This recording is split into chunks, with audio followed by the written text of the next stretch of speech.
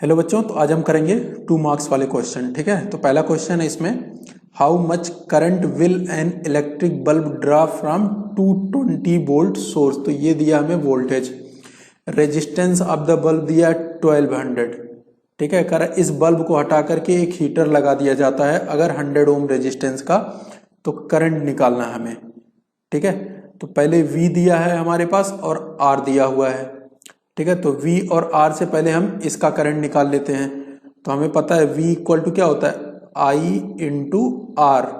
तो यहाँ से I इक्वल टू क्या आ जाएगा, V अपान में R। तो वोल्टेज यहाँ पे कितना था, 220 वोल्ट, और करंट रेजिस्टेंस पहले कितना था जब हम बल्ब यूज कर रहे थे।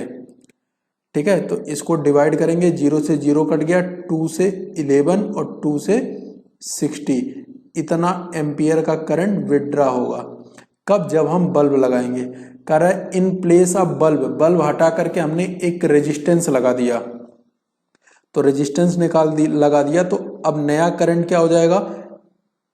ठीक है, जब हम बल्ब हीटर लगा देंगे तो वोल्टेज तो वही आ रहा है 220 वोल्ट, रेजिस्टेंस बदल गया, अब 100 हो गया। तो अब इसको डिवाइड करके कितना आ जाएगा, 2.2 एम्पियर। तो हीटर लगाने से वहां से करंट इतना विड्रा होगा। तो ये था पहला क्वेश्चन। और दूसरा क्वेश्चन करते हैं।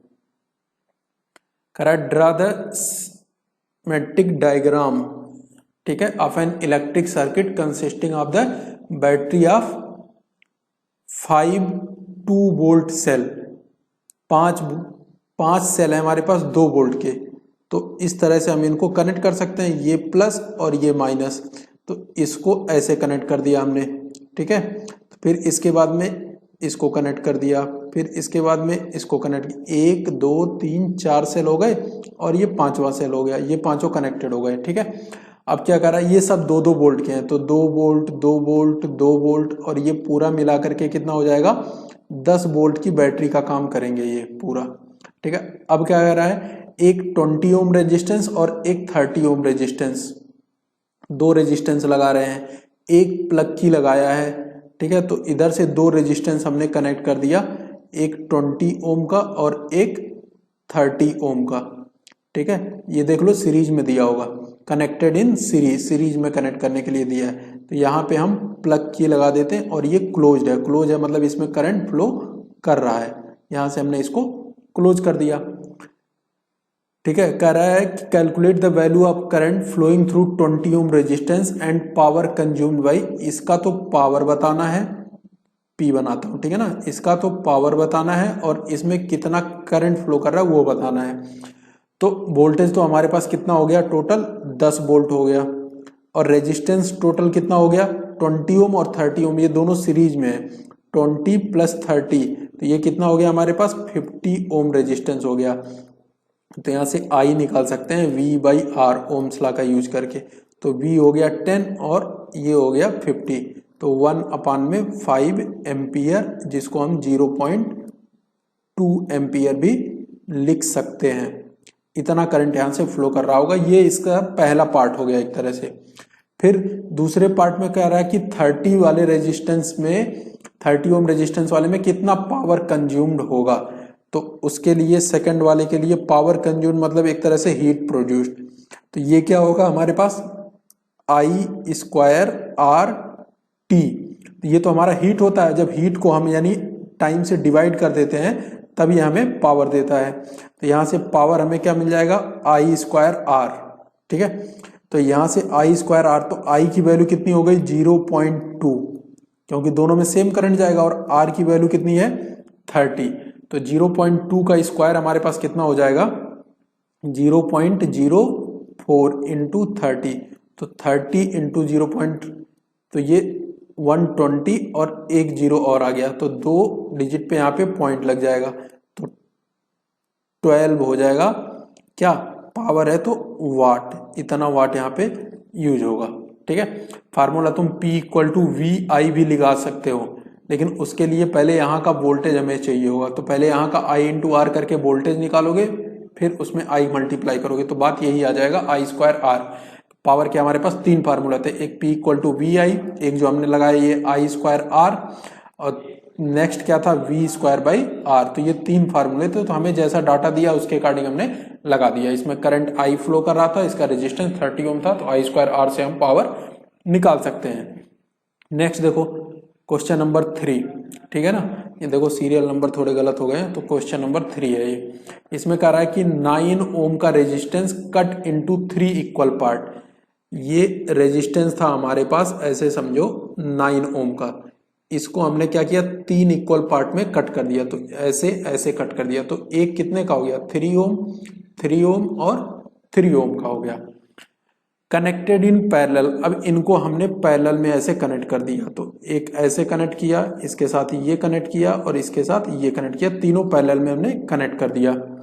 इक्विवेलेंट रेजिस्टेंस निकालना है, तो ये सब 3 ओम के हैं, 3 ओम 3 ओम 3 ओम। तो रेजिस्टेंस हमें निकालना है, तो 1/R पैरेलल कॉम्बिनेशन के लिए ये फार्मूला होता था, रेसिप्रोकल करके हम इसकी वैल्यू लिख देते थे 1/R3। तो सब के सब 3 ओम है, तो 1/3 1/3 एंड 1/3, तो क्या आ गया 3/3 1/R। यानी यहां से रेजिस्टेंस हमारे पास कितना आ जाएगा 1 ओम हो जाएगा। तो ये 1 ओम रेजिस्टेंस हमारे पास इसका आंसर आएगा। Find the equivalent resistance equal to 1 ohm. Next question number देखो 4, ठीक है। कह रहा है कि व्हाट इज इलेक्ट्रिक सर्किट। तो इलेक्ट्रिक सर्किट का डेफिनेशन तो मैं थ्योरी पढ़ाते समय बता दिया था, एक बार फिर से देख लो। इसमें मेन वर्ड क्या था, continuous conducting path consist of wire, और क्या चीजें होती हैं इसमें अदर इंस्ट्रूमेंट, जैसे बल्ब है, इलेक्ट्रिक स्विच है, ये सारी चीजें हम इसमें सीरीज में कनेक्ट कर देते हैं। ये इसका डेफिनेशन हो गया, यहां से इसको लर्न कर सकते हो। उसके बाद कह रहा है कि ओपन सर्किट और क्लोज सर्किट में डिफरेंस बताओ। तो सीधा सीधा ये मतलब है कि ओपन सर्किट होगा मतलब उसमें करंट फ्लो नहीं कर रहा है, ठीक है, और क्लोज सर्किट होगा तो उसमें करंट फ्लो करेगा, ठीक है। तो यानी ओपन सर्किट का मतलब एक तरह से सर्किट ब्रेक है कहीं पे, वो पूरा कंप्लीट कंटिन्यूअस पाथ नहीं है। तो यहां से देखो a close circuit has a complete path for current to flow. Current flow करने के लिए पूरा कंप्लीट पाथ होता है, कोई ब्रेकेज नहीं होता है। जबकि ओपन सर्किट में क्या होता है कि सर्किट वर्क नहीं कर रहा है, मतलब करंट फ्लो नहीं कर रहा है। अगर तुम बनाना चाहो तो कुछ इस तरह से, ऐसे इसको सिंपली ये बैटरी और इधर ये स्विच हो गया, इसको अगर तुमने क्लोज कर दिया मतलब करंट फ्लो कर रहा है, तो ये एक तरह से क्लोज सर्किट हो गया। और कोई सर्किट हमने ये बनाया मान लो, और इसको हमने ओपन रखा, ठीक है, ओपन रखा मतलब यहां से करंट फ्लो नहीं हो रहा, ये दोनों आपस में कनेक्टेड नहीं है, तो ये ओपन हो गया और ये क्लोज हो गया। इस तरह से तुम इसको बना सकते हो, मतलब सर्किट में कहीं भी ब्रेकेज आ रहा है, पाथ ब्रेकेज, तो वो ओपन हो गया नहीं तो क्लोज होगा। ये कर लोगे। नेक्स्ट क्वेश्चन नंबर 5 देखो। एन इलेक्ट्रिक आयरन, एक इलेक्ट्रिक आयरन है जिसकी रेटिंग कितनी है 750, मतलब उसका पावर 750 कंज्यूम करता है। 220 वोल्ट से इसको कनेक्ट कर दिया गया। Calculate the current flowing through it. अब हमें क्या निकालना है कि करंट निकालना है, ठीक है। तो तुम्हें बताया है P इक्वल टू क्या पढ़ा हमने, V इंटू आई पढ़ा है, तो यहां से तुम निकाल सकते हो। तो पावर हमारे पास कितना है 750 वाट हो गया, वोल्टेज कितना 220 वोल्ट, और करंट I मिल जाएगा तुम्हें। तो यहां से I इक्वल टू कितना आ जाएगा हमारे पास 750 अपान में 220, ठीक है। 0 से 0 कैंसिल हो गया, और तो कुछ कनेक्ट होने वाला कैंसिल होने वाला दिख नहीं रहा, तो आई की वैल्यू आ गई हमारे पास इतना एम्पियर। डिवाइड करके तुम इसको पॉइंट में लिख सकते हो या फिर ऐसे फ्रैक्शन में छोड़ देना। तो ये तो तुम्हारा करंट निकल गया। कह रहा है इस रेजिस्टिविटी, इसका रेजिस्टेंस निकालना है। तो रेजिस्टेंस के लिए अब क्या करोगे, फिर वही P equal to V square by R लगा सकते हो। तो यहां से जो वैल्यू आएगी R इक्वल टू मिलेगा क्या वी स्क्वायर बाई पी। तो V की वैल्यू देखो कितनी है 220 वोल्ट था, तो 220 इंटू 220 और अपान में P पावर कितना था 750, तो 750, ये 0 से ये 0 कैंसिल कर दो। अब फिर कुछ कैंसिल नहीं हो रहा है, तो 220 इंटू 22 अपान में 75, इतना ओम इनका रेजिस्टेंस आएगा। इसको भी डिवाइड करके तुम पॉइंट में लिख सकते हो। 22 इंटू 22 हो जाएगा 484, और ये 0 डिवाइडेड बाई 75। अब इसको अगर तुम्हें डिवाइड करना है तो डिवाइड कर सकते हो, तो इसको डिवाइड करके लिख सकते हो तुम, क्या आएगा 64.53 ओम, ये इसका रेजिस्टेंस होगा। ये आंसर हो जाएगा, कर लोगे। तो ये था हमारा नेक्स्ट क्वेश्चन। अब देखो ये क्वेश्चन नंबर 5 था। क्वेश्चन नंबर 6 देखो।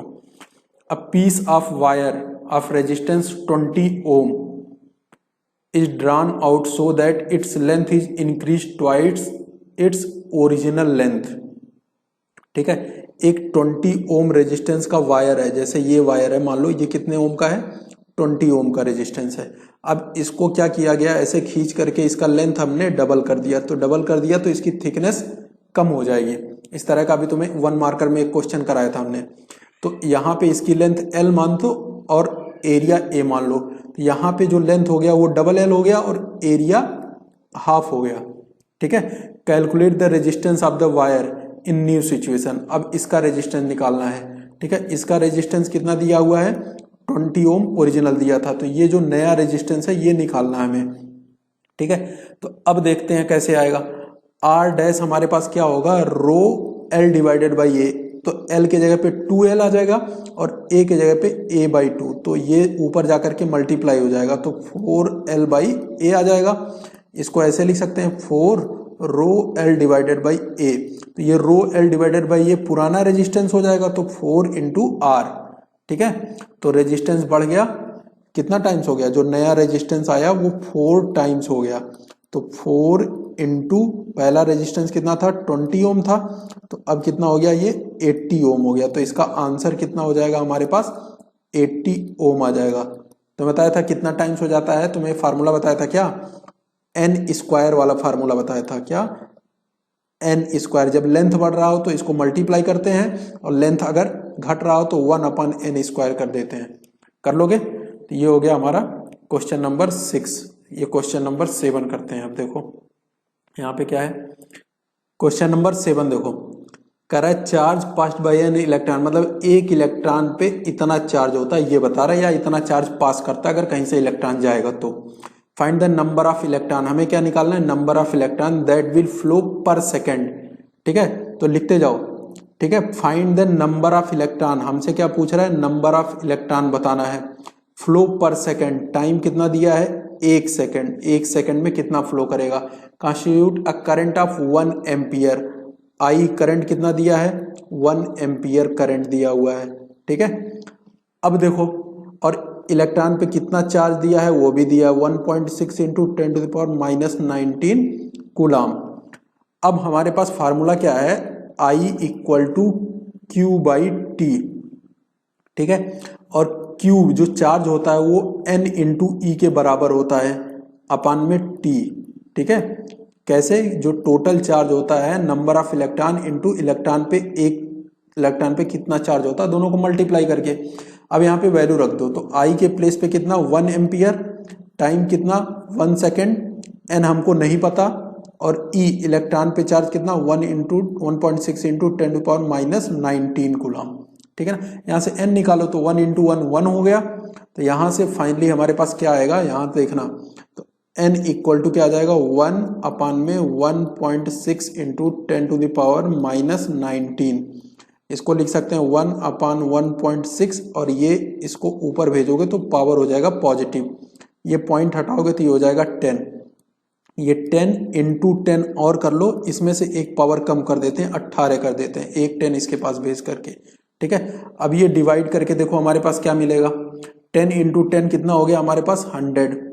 ठीक है, डिवाइडेड बाई 16 इंटू 10⁻18, इसको डिवाइड करो जरा, 6 बचा 4 40, 16 2 जा 32, 8, तो 16 5 जा 80 इंटू 10⁻18, इतना नंबर ऑफ इलेक्ट्रॉन आएगा, ये हमसे पूछ रहा था। कर लोगे ये, ठीक है, इतना ही नंबर ऑफ इलेक्ट्रॉन होता है एक कूलम चार्ज में। ठीक है, नेक्स्ट क्वेश्चन नंबर 7 था, ये हो गया 8 आएगा। 8 question, explain the role of fuse in series with any electrical appliances in electric circuit. कह रहा फ्यूज का क्या काम होता है जिसको हम सीरीज में कनेक्ट करते हैं। Why should a fuse is defined rating for an electric circuit can not be replaced by. कह रहा है कि अगर कहीं पे फ्यूज 5 एम्पियर का लगा हुआ है तो हम इसको हटा करके 10 एम्पियर वाला क्यों नहीं लगाते हैं। फ्यूज की रेटिंग एम्पियर में दी होती है। ठीक है, तो एक तो ये क्वेश्चन हो गया। ठीक है, अब देखो electrical fuse is safety device. Electrical fuse होता क्या है, वो सेफ्टी डिवाइस होता है। सेफ्टी किस चीज से, जो हमारे अप्लायंसेज हैं, इंस्ट्रूमेंट हैं, वो खराब ना हो जाए, बर्न ना हो जाए, इस चीज को वो बचाता है। ठीक है, कब ऐसा हो सकता है, जब ओवरलोडिंग होता है, जब सर्किट पे ओवरलोडिंग हो जाएगा। ओवरलोडिंग के कारण क्या हो जाता है, शॉर्ट सर्किट हो जाता है, जिसके कारण इलेक्ट्रिकल सर्किट बर्न हो जाते हैं और हमारे डिवाइसेज खराब हो जाते हैं। इस चीज से बचने के लिए हम इलेक्ट्रिकल फ्यूज का यूज करते हैं। तो फ्यूज क्या करता है, जैसे इसके आगे मान लो कोई इंस्ट्रूमेंट कनेक्टेड है, मान लो इसके आगे एसी कनेक्टेड है, तो यहां से करंट जा रहा है। अगर ओवरलोडिंग ज्यादा हो गया, ज्यादा करंट जाने लगा, तो ये एसी हमारा खराब हो सकता था, लेकिन हमने पहले ही यहाँ पे 5 एम्पियर या 15 एम्पियर वाला एक फ्यूज लगा रखा है। तो जैसे इससे ज्यादा करंट होगा, ये फ्यूज खराब हो जाएगा, आगे करंट जाएगा नहीं और हमारा एसी बच जाता है। तो इस तरह से ये सेफ्टी मेजर्स का काम करता है। ठीक है, अब अगर हम इससे ज्यादा वाला लगा देंगे, मान लो यहाँ पे 5 एम्पियर करंट की जरूरत थी, हमने यहाँ पे 10 एम्पियर वाला, मतलब 5 से ज्यादा यहाँ से जा सकता है 10 एम्पियर तक, लेकिन हमें पता है कि जो हमारा इंस्ट्रूमेंट है वो 5 से ज्यादा पे खराब हो जाता है, और अगर हमने इसको लगा दिया और 5 से ज्यादा यहाँ पास कर गया, तो ये इंस्ट्रूमेंट खराब हो जाएगा हमारा। ठीक है, तो इसलिए हम हायर रेटिंग वाले को, मतलब लोअर रेटिंग वाले को हायर वाले से रिप्लेस नहीं कर सकते। अब इसको एक बार समझो, फिर दोबारा बताता हूं। अ fuse is placed in series with the circuit, circuit के साथ सीरीज में कनेक्ट करते हैं। क्यों, same current flows through the fuse and the electrical circuit, तो ताकि सीरीज में इसलिए कनेक्ट करते हैं क्योंकि फ्यूज में और इलेक्ट्रिकल सर्किट में ताकि सेम करंट जाए, हमें पता चल सके कि कितना करंट यहां से जा रहा है। ठीक है, the rating of fuse indicate, rating से क्या मतलब है, जैसे 5 एम्पियर रेटिंग है या 15 एम्पियर रेटिंग है या 10 एम्पियर रेटिंग है किसी फ्यूज का, इसका मतलब है कि उतना मैक्सिमम करंट वहां से फ्लो कर सकता है। मतलब कि अगर एक फ्यूज की रेटिंग 15 एम्पियर है, तो 15 एम्पियर से ज्यादा करंट इस फ्यूज से पास नहीं हो सकता। जैसे इससे ज्यादा करंट होगा, ये फ्यूज खराब हो जाएगा और आगे करंट फ्लो नहीं करेगा। ठीक है, तो ये फ्यूज ब्लोइंग इट ऑफ, मतलब एक तरह से बर्न हो जाएगा, खराब हो जाएगा।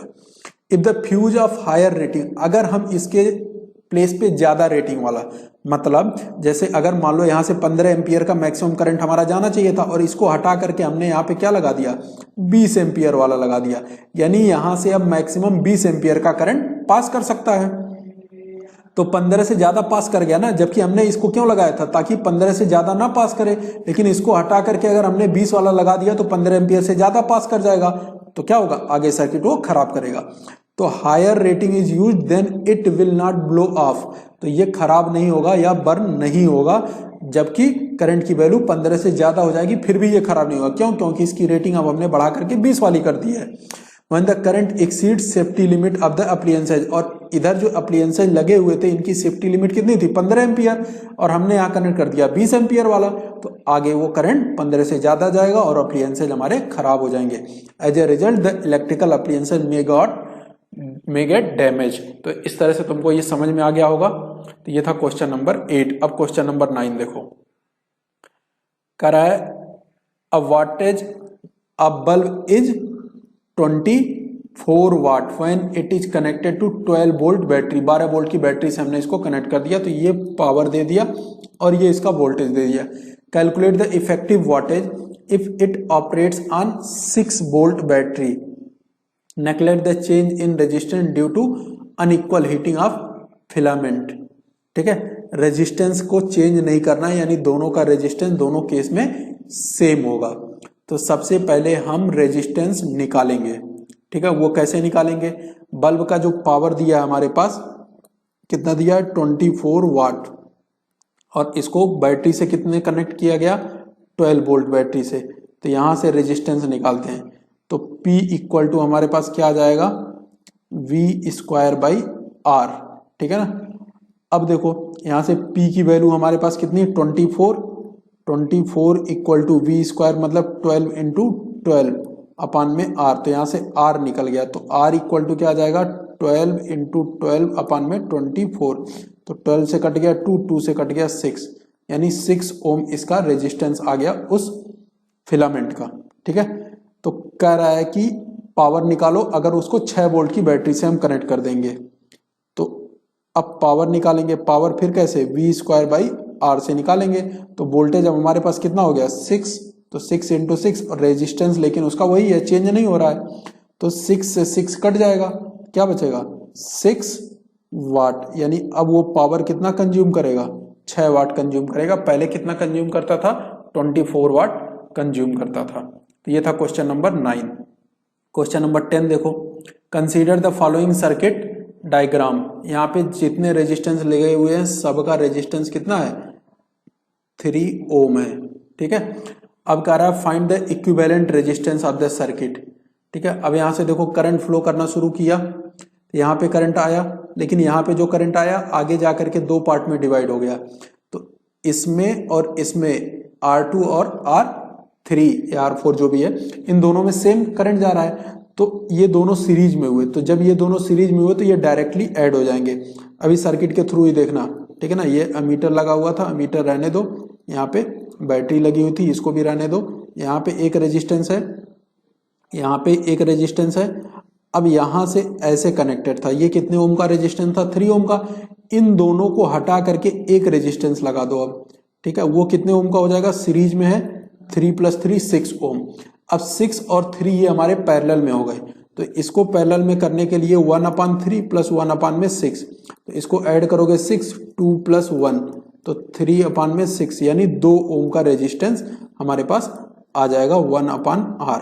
तो 1/R = 1/2, तो R = हमारे पास 2 ओम का रेजिस्टेंस, यानी इन दोनों को रिप्लेस करके हम 2 ओम का रेजिस्टेंस लगा सकते हैं। तो जब यहाँ पे 2 ओम का रेजिस्टेंस लगा देंगे तब क्या होगा, जो नया केस हमारे पास बनेगा वो कुछ इस तरह का बनेगा। ये बैटरी इधर, ये 3 ओम का रेजिस्टेंस यहाँ तक पहुंचा, ठीक है, अमीटर, और ये इधर से कनेक्टेड ये 3 ओम का रेजिस्टेंस यहाँ पे था। इन दोनों को हटा करके हमने यहाँ पे क्या लगा दिया 2 ओम का रेजिस्टेंस। तो 3 इधर और 2 इधर, ये सब सीरीज में हो गए। तो 3 + 2 + 3, ये कितना आ जाएगा 8 ओम आ जाएगा। तो ये इसका फाइनल आंसर होगा। नेक्स्ट क्वेश्चन नंबर 10 के बाद क्वेश्चन नंबर 11। तो what do the following circuit symbol represent. तो यहाँ पे 2 सर्किट बना रखे हैं, तो ये पूछ रहा है कि ये क्या रिप्रेजेंट करते हैं, ठीक है। तो पहला वाला डायग्राम तुम्हें पता होगा, ये क्या है, क्रॉसिंग ऑफ वायर, ठीक है। 2 वायर एक दूसरे को क्रॉस कर रहे हैं, क्रॉसिंग ऑफ वायर। और दूसरा क्या है, ये वेरिएबल रेजिस्टेंस था, ठीक है ना। जब एरो लगा होता था तो ये वेरिएबल रेजिस्टेंस, या इसको हम क्या बोलते थे, रिहोस्टेड भी बोलते थे। तो ये कर लोगे। नेक्स्ट बी पार्ट में क्या पूछ रहा है, जब potential difference between the terminal of electric heater is 60 volt when it draw a current of 4 ampere from the source, find the resistance of the heater when it in is use. Resistance निकालना है, तो हमें पता है ये voltage दिया है, तो V = होता है I × R। तो करंट दिया, वोल्टेज दिया, तो 60 वोल्ट, और करंट हमारे पास कितना 4 एम्पियर, रेजिस्टेंस पूछ रहा है, तो R = 60/4। तो रेजिस्टेंस कितना आ जाएगा 15 ओम का रेजिस्टेंस होगा, ठीक है।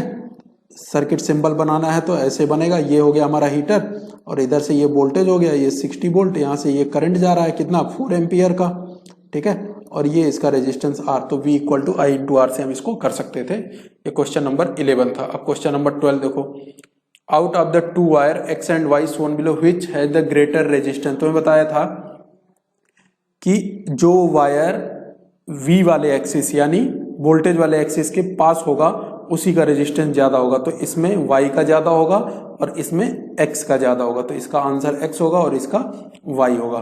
कर लोगे। क्वेश्चन नंबर 13 देखो, इसमें क्या कर रहा है, draw a schematic diagram of the electric circuit. Electric circuit बनाना है जिसमें 3 सेल हो एंड इलेक्ट्रिक बल्ब हो, अमीटर हो और प्लग की हो, दोनों ऑन मोड पे होने चाहिए, ठीक है ना। तो एक तो ये बनाना है तुम्हें, तो इसके लिए तुम्हें 3 सेल, तो 3 सेल ऐसे तुम कनेक्ट कर सकते हो, plus minus plus minus plus minus, ये 3 सेल कनेक्टेड हो गए, ठीक है। एन इलेक्ट्रिक बल्ब, यहाँ पे एक इलेक्ट्रिक बल्ब लगा दिया हमने। इसके बाद अमीटर, ठीक है, अमीटर तुम यहाँ पे कनेक्ट कर दो, अमीटर यहाँ पे कनेक्ट कर दिया हमने। एक प्लग की कनेक्ट करना है, प्लग की और ऑन मोड पे, तो इसमें ऐसे बिंदी बना देना, तो ये ऑन मोड हो गया। ये हमें सर्किट बनाना था। अब कह रहा है कि एंड अदर सेम कंपोनेंट के साथ और बनाना है, लेकिन यहाँ पे 2 बल्ब होने चाहिए और दोनों पैरेलल में होने चाहिए, और इसके साथ वोल्ट मीटर भी लगाना है। तो पहले ऐसे 2 बल्ब बना लो, ठीक है ना। एक तो ये बल्ब हो गया, एक इसके साथ और बना लेते हैं, ठीक है ना। ये दो बल्ब हो गए हमारे पास, ये दोनों हमने पैरेलल में कनेक्ट कर दिए ऐसे, ठीक है। अब इसके साथ अमीटर कनेक्ट कर दिया हमने और इधर से ये सेल कनेक्ट कर दिया हमने, 3 सेल कनेक्ट हो गए। इसके साथ ये हमने प्लग की कनेक्ट कर दिया, ठीक है, क्लोज पाथ में ये हो गया। अब कह रहा था इसके साथ एक वोल्ट मीटर भी लगाना है, तो ऐसे करके तुम इसमें ऐसे वोल्ट मीटर भी पैरेलल में लगा सकते हो। तो इस तरह से हम इसको सर्किट को ड्रा कर सकते हैं। तो ये था क्वेश्चन नंबर 13।